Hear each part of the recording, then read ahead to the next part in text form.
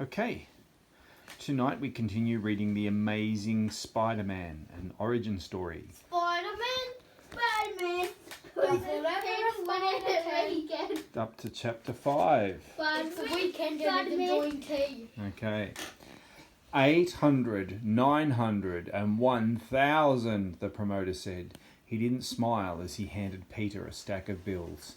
There you go, pal. That's the first time I've ever had to pay anyone for fighting Crusher. Most people get taken away by an ambulance. As Peter left the theatre, he could hear people still talking about him. Greatest act I've ever seen. Sensational. Fantastic. He was terrific. Friend, a voice called out. Hey, friend. Peter turned around. A man in a tie waved to him. Listen, friend, the man said. I'm a television producer, and with that act of yours, I can make you a fortune. You hear me? Peter opened his mouth to reply, but the man kept speaking quickly. And keep the mask angle. It's a great showmanship. He put something in Peter's hand. Here's my business card. Call me. I can get you on all the most popular shows. You'd be a smash. Thanks, Peter said, his head spinning. A television star. Him, plain old Peter Parker.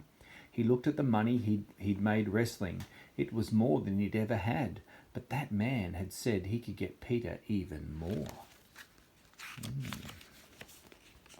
And maybe, if he were on television, maybe people would finally like him. Peter made his way home. His aunt and uncle were in the kitchen. Hello, dear, Aunt May said.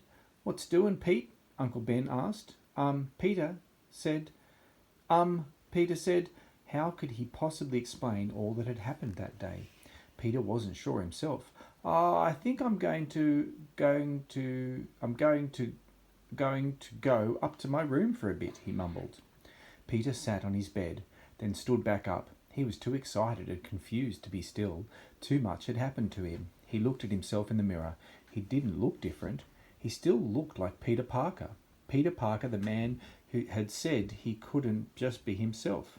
He'd said Peter should stick with a mask, but surely he could do better than that old bandana.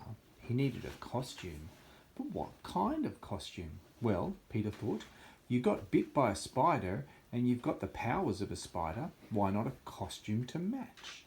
Peter grabbed a piece of paper and a pencil and drew a quick sketch. That'll work, he said. He found some old material and got to work, cutting and sewing. Then something occurred to him. I've got the speed of a spider and the strength of a spider, and I can climb walls like a spider, but I don't have a spider's web. He pulled out his chemistry set. After some tricky work, what did he do? Yeah, what did he... He had a liquid that was as sticky and strong as a spider's web. And I can wear these web shooters around my wrist, he thought. They'll hold the webbing as a liquid until I move my finger like this and zip, a web shot out. It stuck to the ceiling. Peter swung himself around on it. Perfect, he said. After his aunt and uncle had gone to bed, Peter finished up his costume. He tried it on. Yep, he said, looking at it. That'll do. It's thin enough that I can wear it underneath my clothes. Well, without the mask, at least He stopped. He had a costume to go with his new powers, but he needed a name to go with his new costume. Okay, world, he said, here comes Spider-Man.